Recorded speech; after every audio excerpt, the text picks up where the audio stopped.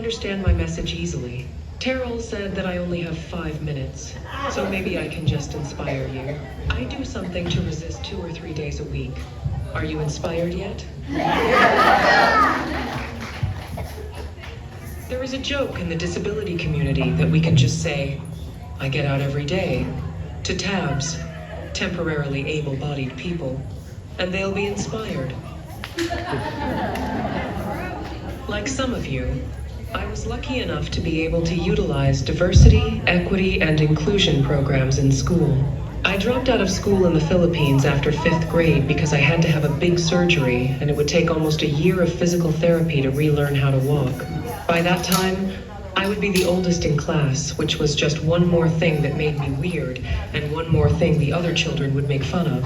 Besides, my teachers didn't care enough to try to make sure I was learning. I wasn't. And every year they just passed me on to the next grade without me learning hardly anything. I couldn't even read in the 5th grade. When I came to America in 1994 at age 17, my mother made me go back to school. I believe that if there were no DEI programs in the Alaska school system, I would not have been able to go back to school, graduate as the valedictorian of my high school class, and receive a full scholarship to the University of Alaska Anchorage, where I graduated with a major in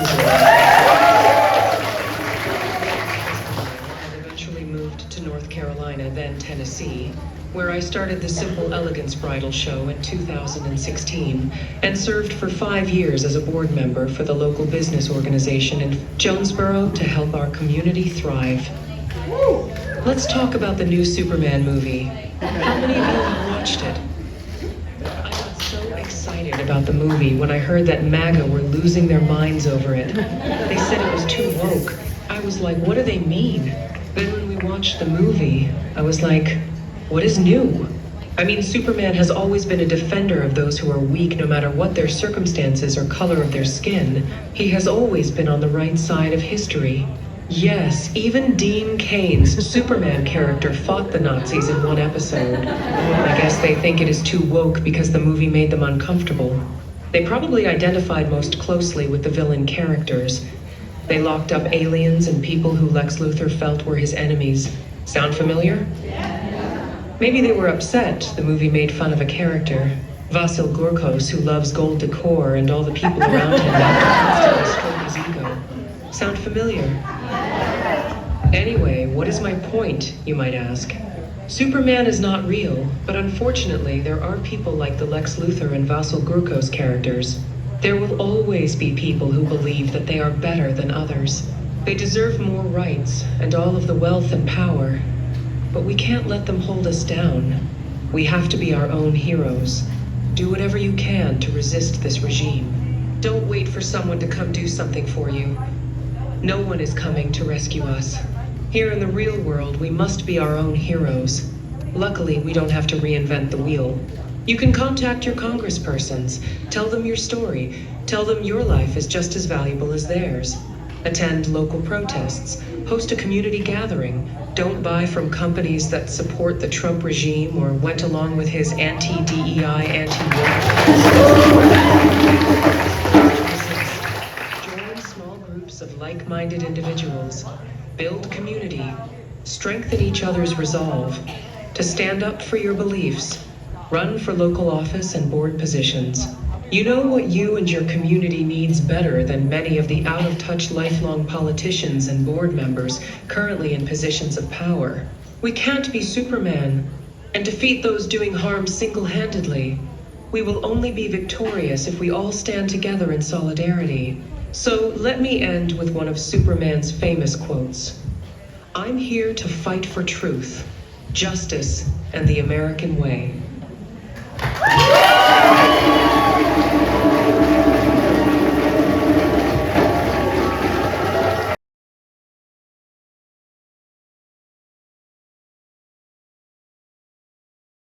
I would very much like to hear more of the stories of my girls, rather than my own. I am mostly all grown up now, and I decided long ago that there is not a single system or suit or costume or uniform I had any respect for. I spent the first 18 years of my life in Carter County in school systems. And I think we can all imagine well how my insistence at questioning all of the things all of the time went down in that school system with preachers and teachers and peers. But they taught me systems, and for better or for worse, that too was a gift. They won for a while, telling me to be silent. I spent a good chunk of my teen years not speaking at all to any of them. And I learned later that the word for that is it was my first act of resistance to weaponize silence. And it drove them all completely insane. Woo! And they'd look at me and they'd ask me, what was going on? And I would say, but you told me I talked too much. But you told me I should behave. But you told me that wasn't respectful. And with all that extra time I spent not speaking and seething as an adolescent, I planned and I plotted, and I found my way to the hospitality industry. People like Brad try to sit me down and polish me and structure me and organize me. And he asks me all the time to define what my goals are, what my mission is, who I want to be. And as recently as 15 hours ago, I sat with him, and he is an unusually and exceptional white man, very woke. And we spent 5 hours trying to define what it is I am and what it is I do. And we used really official words like labor organizer, workers' rights, unions, agitator, lawsuit winner, or my personal favorite, agent of chaos. We were sitting together on my favorite pedestal, the bench outside of Capone's, because when I yelled at the commission and I ordered them to get off their pedestal and come down there and see these girls, he heard me 6 months ago, and he came down there to spend time with me and my girls. That bench outside of Capone's is the perfect vantage point via which I survey my little queendom, and I clock into my self-assigned job duties as patron saint of brilliant to hot mess baby girl bartenders. I can see the breezeway where one of the ladies that is not housed tells me proudly, with a note of her very own disdain as she clocks into her job for the night, I won't lay on my back to make money like the rest of them for these men. I'm an entrepreneur.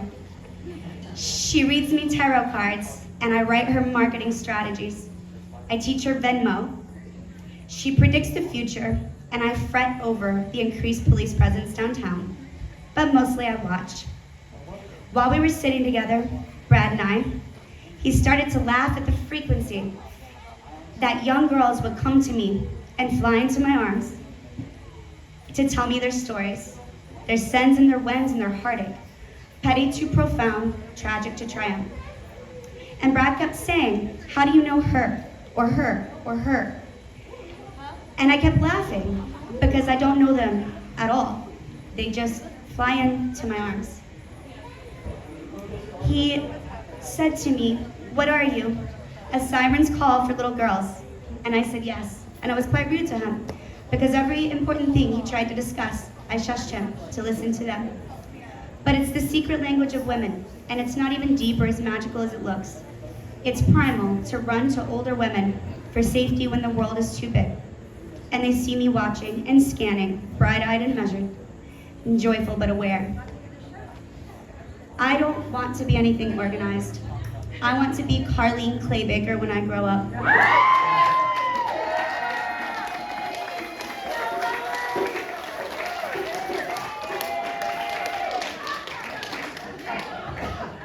I want to listen to all of the important things, the unimportant things that don't matter at all.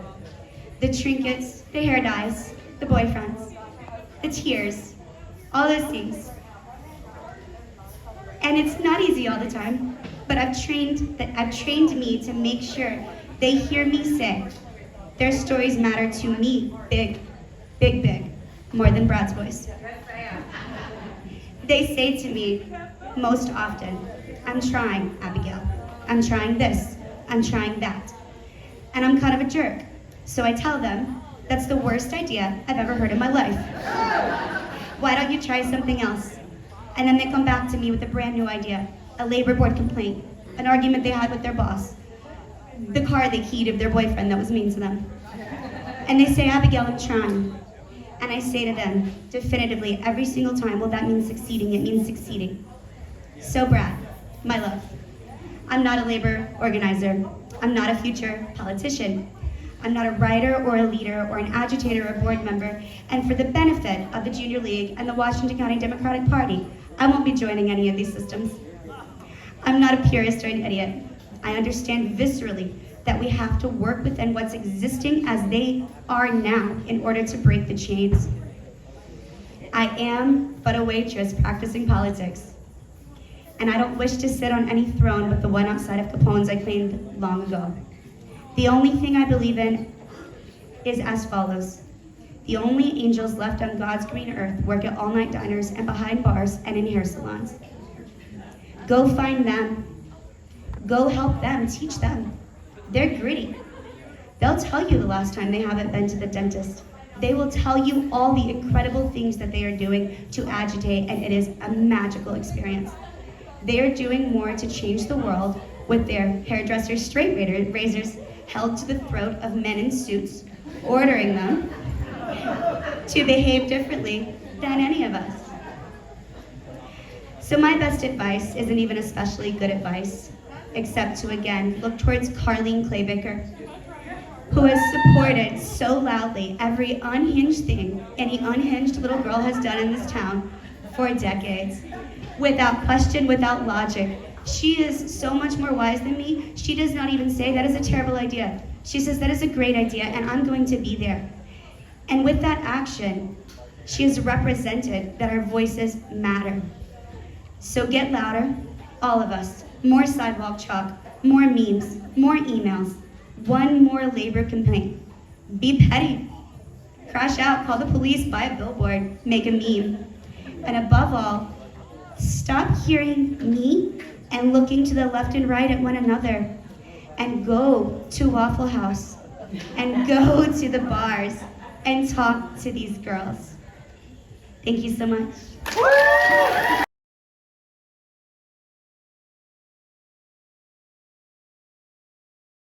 To introduce Ken. Ken, come on in. Ken is a labor organizer with the Upper Northeast Tennessee Council, affiliated with the AFL-CIO, and I think Dennis talked about this. Dennis talked about it a little bit earlier. I think something we need to absolutely pay attention, and the council and Ken in his work have been working hard on that, is the breakdown from the Trump administration coming on the VA. We know the VA is already underfunded. The VA was doing better under Biden, just so you know, things were getting there. And Trump is breaking everything, and in particular labor union contracts. And that is something we need to fight for, we need to be aware of, and Ken is doing the work. So tell us more about this, and please give a round of applause to Ken. Thank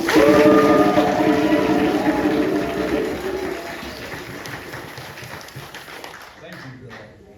It's good to be here. It's a great diversity of people. It's what we all need to be. America's strength is its diversity. Labor unions have always known that. And some people have misconceptions about the union. I'm sorry. I'll thank you for that. And but one thing you remember about the word union, first three letters are you and I. That's all it is. It's you and I. It's all of us. And I'm a member of Pipe Fitters Local over here on South Rome Street. I'm third generation. Somebody in my family's been a member of that local since 1943, debt free. We use no federal, state, or local tax money. It's all paid for by our contractors and our membership. Nice boat.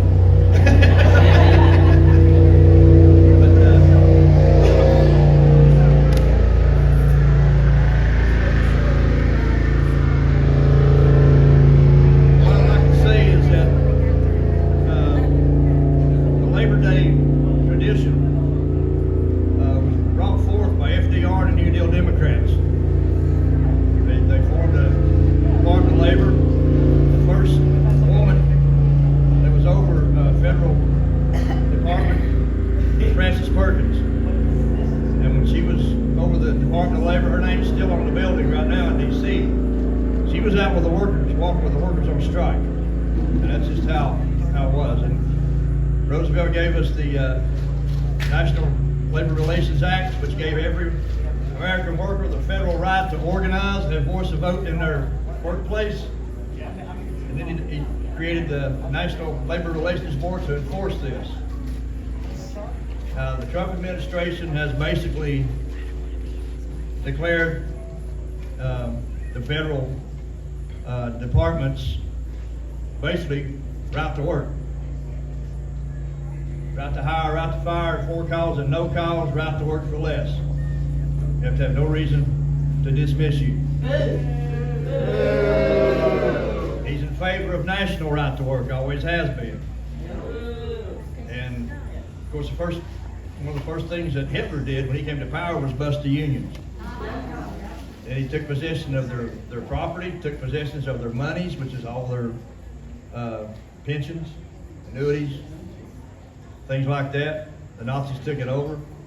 If you watch Trump, to me, if you ever read Mein Kampf, that's his playbook. That's what he's going to do.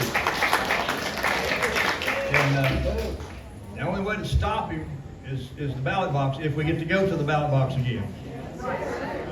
And it's like something I never thought I'd see, but it's here, and it's for real, and it's coming, and it ain't gonna stop till we stop it. And I just don't, I don't know what to say about some of this stuff. I've never seen it. The only way to stop him is at the ballot box, and he's already figured out ways to rig that, gerrymandering, and all that good stuff. But what the previous speakers have said, we need Democrats in local offices. Yes. County commission, city commission, We need money. school board. Yeah, we need money too. I worked the elections in Sullivan County. I live in Sullivan County. And people came up to us asking, where's the list for the Democrats? And we had no list to show them. That was just terrible. They would, looking for something different. I'm also on the county equalization board, which, Washington County did this a couple of years ago when they reassessed your property, right? And y'all got a huge property tax increase. Okay, we did the same thing. We're the board that the people, the homeowners come into, and we try to get their assessment back down, okay, to help them out. But what I know for a fact is those county commissioners were threatened day in, day out. They're all Republicans, every one of them, day in and day out to be voted out. So they're not real stable right now. And all it takes is a few good candidates. Put somebody in there for the people instead of business. Thank you. 80% of the county commissioners in Sullivan County own a business. They're not going to legislate for us. Sullivan County has a debt problem. Even though they got $30 million from the American Rescue Plan from Biden, they ran through that because they had to build the jail, they had to build the high school, but they've given away the store in tax tips. The Pinnacle up there in Bristol has a tax tip to 2040. That hotel in Bristol that collapsed, that had a tax tip on it. That new car dealership, the one in Kingsport City Council gave them $500,000 tax tip. So the county council gave him $500,000 tax tip to Mitch Walters, who has 6 new car dealerships in 3 states. He's a millionaire. They risked in there, put those people out of where they're living, and now they're building his new car dealership. Those tax tips were designed for small businesses, mom and pops starting out, to give them a boost for a couple of years, right? So now Sullivan County not only has debt, they have loss of revenue. And it's not going to change because they all own businesses. So we put different people in there. And the thing about it, when they came in there for the assessment of the property, I'll tell you this. Some people's assessment went up 100%, some of them went 150, some of them went up 300%. One person I know of, her assessment went up 15%. Horsepower. That figure? That figure? And like in Sullivan County, the high school, the jail, everything, 80% of what's built over, 75%, is built by one contractor, J.A. Street. J.A. Street's brother is a Sullivan County attorney at every meeting. It's all like this. We've got to break it. But I'll leave you with two more things and I'll get out of your way. As far as Labor Day tradition, the term redneck, right? That comes from this right here. There's Mountain West 10,000 coal miners out of a strike. And they all came in on flatbed cars from the railroad, from New York, Pennsylvania, and the reporter said, there's just a sea of rednecks here. So a union member is the original redneck.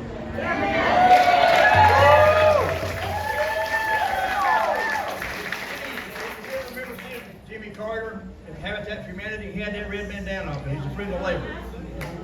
And one more thing I'll leave you. The definition of a scab. Okay, a scab, if you have a union card or union member, is a person that goes in and his sole purpose is to weaken that union or get rid of that union.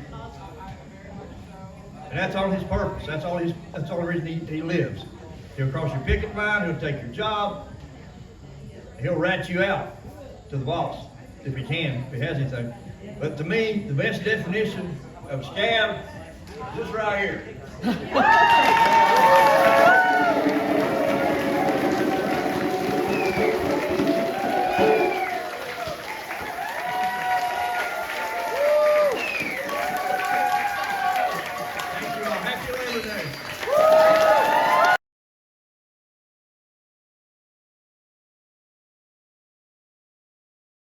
I'm Sharon Brown, and I'm part of Indivisible, TINBA, League of Women Voters, Sullivan County Democrats. I am so proud to introduce the next speaker, Merritt Moore. Merritt was born in Johnson City. She worked as an underground miner in West Virginia and for the United Mine Workers of America as a journalist, photographer, and labor organizer in the historic 1989-90 Pittston strike. She led the organizing of hundreds of miners' wives and was a founding member with them of the Daughters of Mother Jones. Merritt is known for her work advocating for mine safety and the rights of miners. She is the author of Women in the Mines, Stories of Life and Work, a collection of oral histories and documentary photographs of women miners across the U.S. She is active in the International Women Coal Miners Network, including England's Women Against Pit Closures. In 2023, the West Virginia Mine Wars Museum awarded her the Carter G. Woodson Truth Tellers Award for her documentary work over decades. Welcome Merritt Moore, one of the smartest women I know.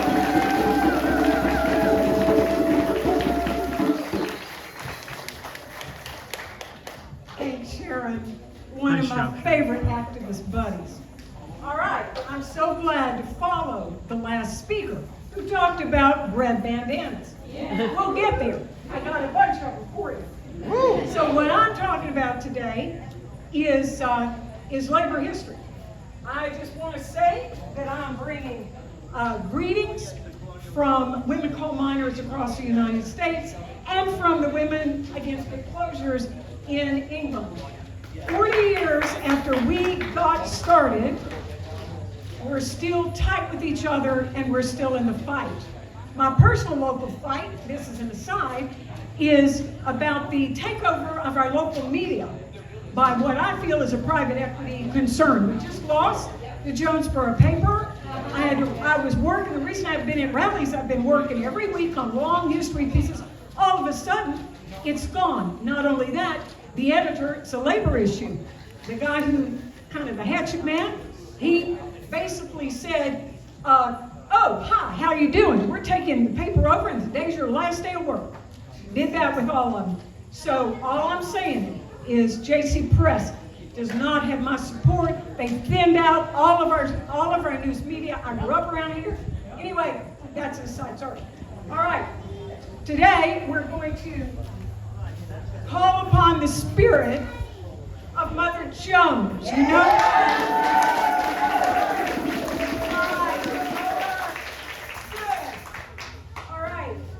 All right, sorry, I have to do notes. And I have a silly hat, okay? But this is what we do with women minors. We put on our stuff, right? We have fun, okay? I'll take it back off. All right. Anyway, Mother Jones was a radical immigrant, Irish immigrant, who organized thousands of immigrant coal miners and workers across, of course, coal miners, but many workers. She's also involved in the Mexican Revolution. She was a hellraiser and an agitator. She said, this nation was founded on agitation. Chattel slavery was abolished by it. God grant that agitation keeps up until the last chains are broken.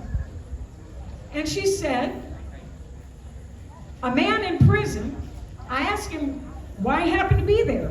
And he said, I stole a pair of shoes.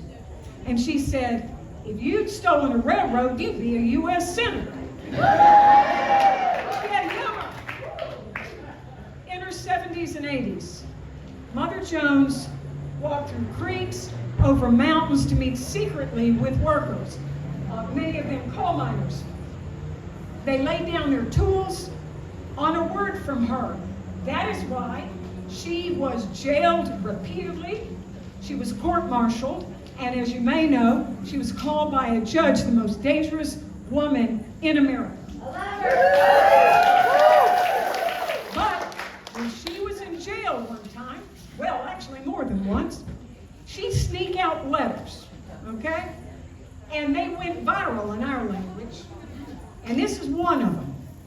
She said, let the nations of the world know that the great United States is now holding Mother Jones incommunicado in an underground cell surrounded by sewer rats, tin-horned soldiers, and other vermin. She fought private armies. Sound familiar? Yes. In her time, it was the Baldwin Felts. When I was involved in strikes, the Pittston later, but also the A.T. Massey strike in the mid-'80s, in Mingo County, where I worked in the mine, Mingo County, West Virginia, we saw the militarization of that community. They did it because they knew nobody was going to see it. We saw Army tanks being brought in to rural post offices that were bristling with surveillance, surveillance material.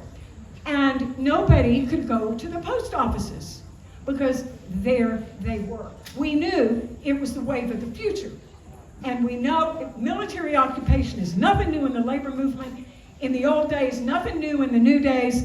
And now we've got it coming from the White House. Mother Jones knew the power of women.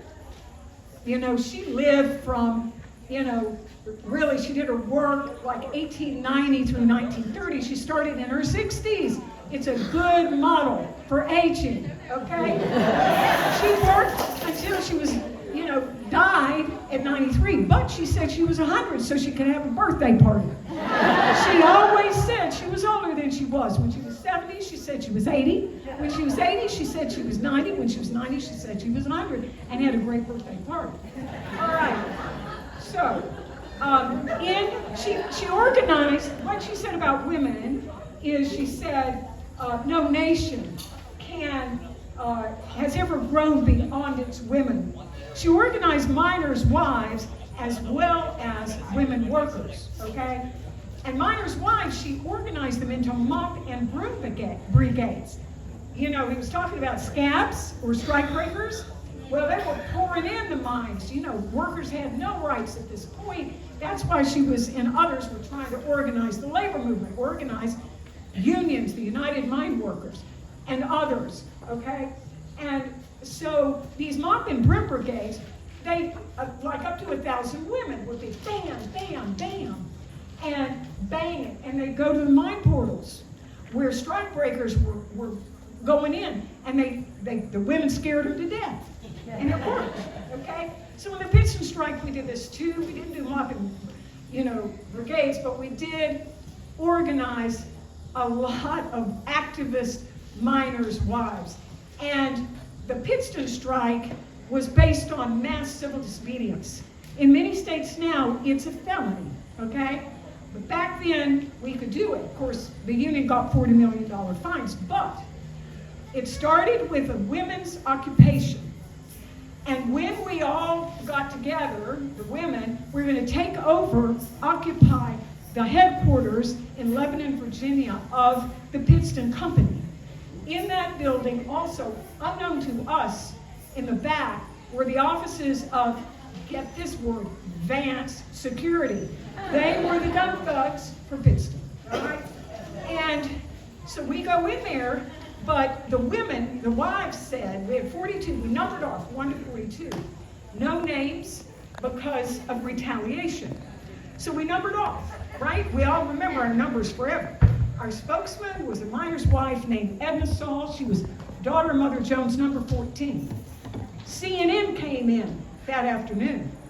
CNN walks in, they have a photographer, you know, cameraman and a reporter, and he goes up, who's your spokesman? And we're like, she is, and said, what is your name?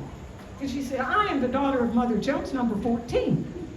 And he turned off his mic, he made the guy quit filming, and he said, who is Mother Jones? So we had a history bite that went national. We were very happy about that. So anyway, so the red bandana, my understanding about from the mine workers, how it started was Mother Jones knew about this because in 1921 there was the Battle of Blair Mountain. Have you heard about it? Yeah. All right, Battle of Blair Mountain. Miners wore this as they marched south from Charleston to liberate their brothers in Mingo County from the heel of the private armies. And so it was and is a symbol of unity. It is resistance, but it's also solidarity, because you have to have solidarity. You have to have broad solidarity. You know, maybe people you might not imagine you have common ground with. You can find common ground. You can. And so tying it on, and I've got 100 of these that will be given out if you want them, but tying them on, we tie ourselves together, okay? We tie ourselves together in the struggle, in the determination, and I just want to end with her most famous words, which you may know, and if you do, just join me. Pray for the dead, fight like hell for the living. Pray for the dead. Fight like hell for the living. Pray for the dead. Fight like hell for the living. Pray for the dead.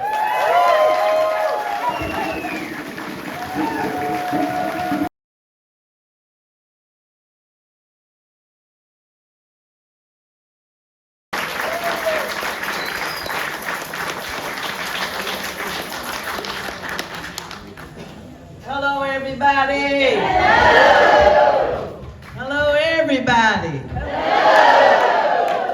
I believe she messed up what I was going to say. She messed the hell out of my message.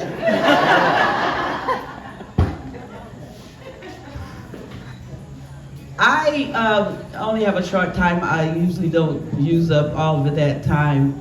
But I did want to make a correction now. As a substitute teacher, I know that my corrections don't count today.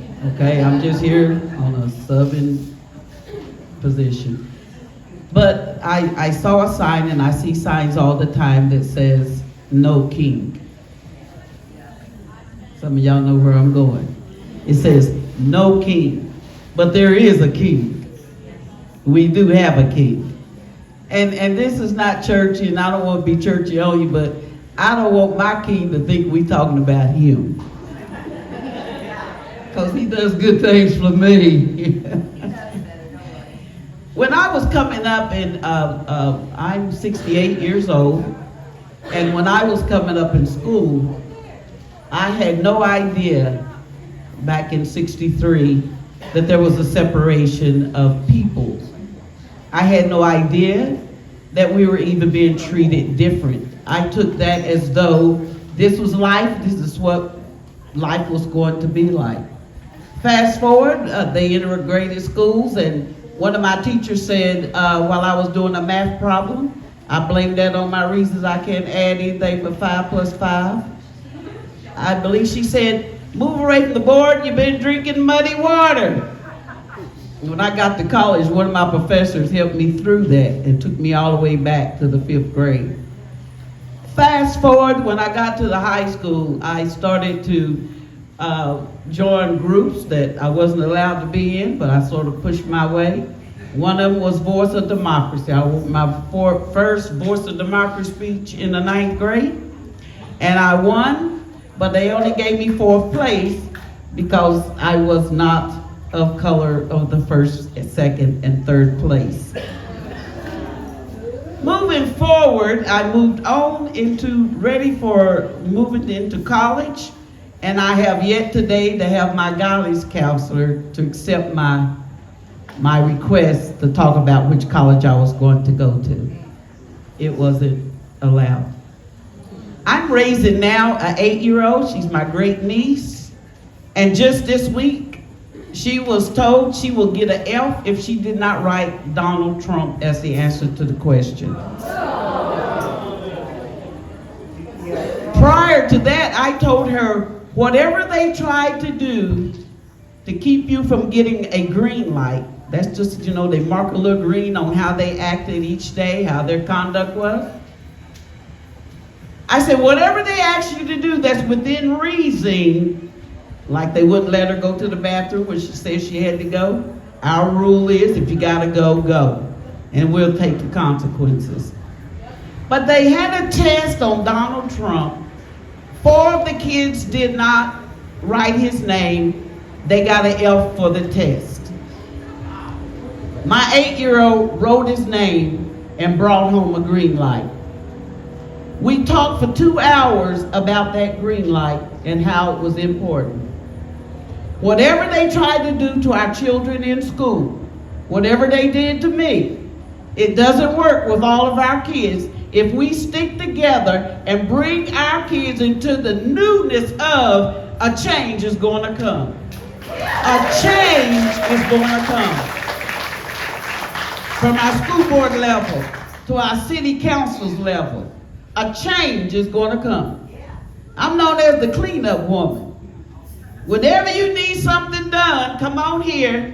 You call on some of us women to come together and we can get the job done. We will get the job done.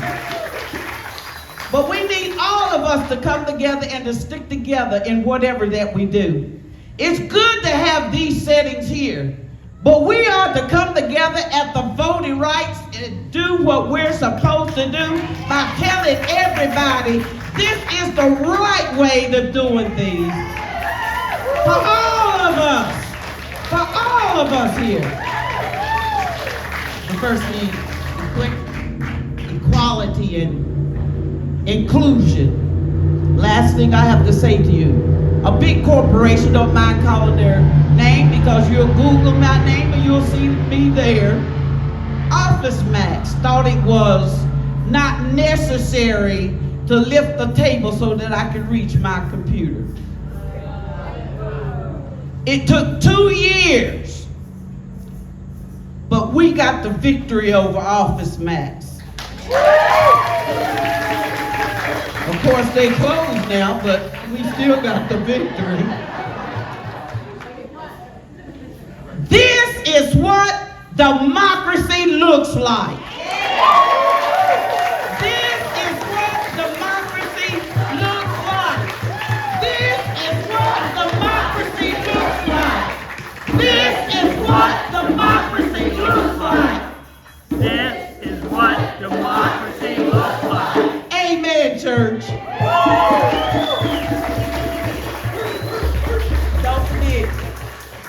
Don't forget, whoever you are, wherever you are, don't forget your neighbor that's hurting.